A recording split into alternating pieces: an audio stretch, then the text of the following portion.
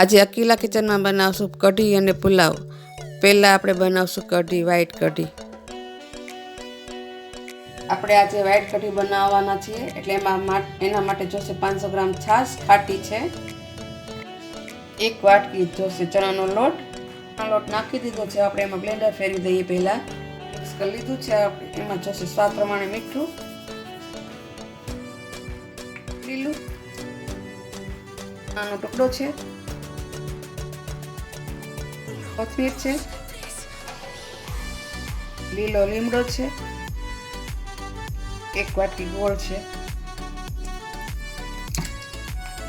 ચાલો આપણે વ્હાઈટ કઢીનો વઘાર કરીએ। ચાલો આપણે વઘાર કરી લઈએ। પહેલા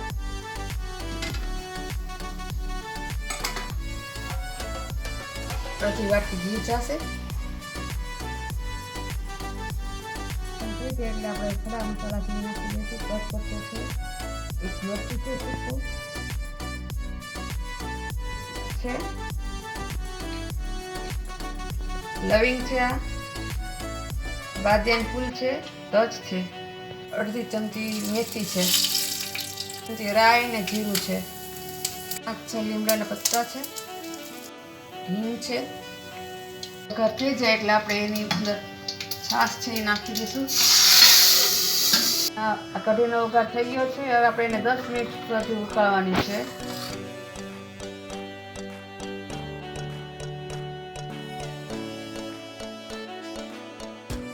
પુલાવ બનાવવા માટે આપણે પહેલા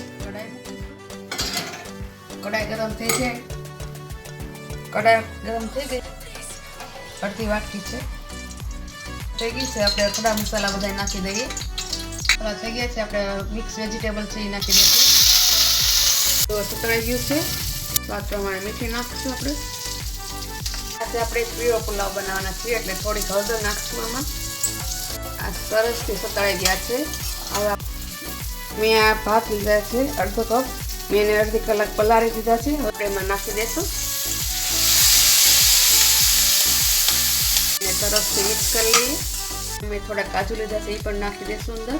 તો મિક્સ થઈ ગયું છે, આપણે પાણી નાખીશું અંદર। મેં 1.5 કપ પાણી લીધું છે, થઈ ગયું છે, પાણી નાખી દીધું છે આપણે। નાખીને આપણે એને ચડવા દેશું।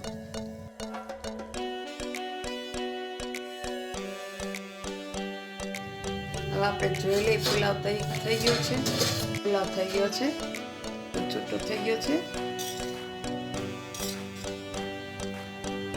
હવે આપણે બાઉલમાં કાઢીને એને અનમોલ્ડ કરશું।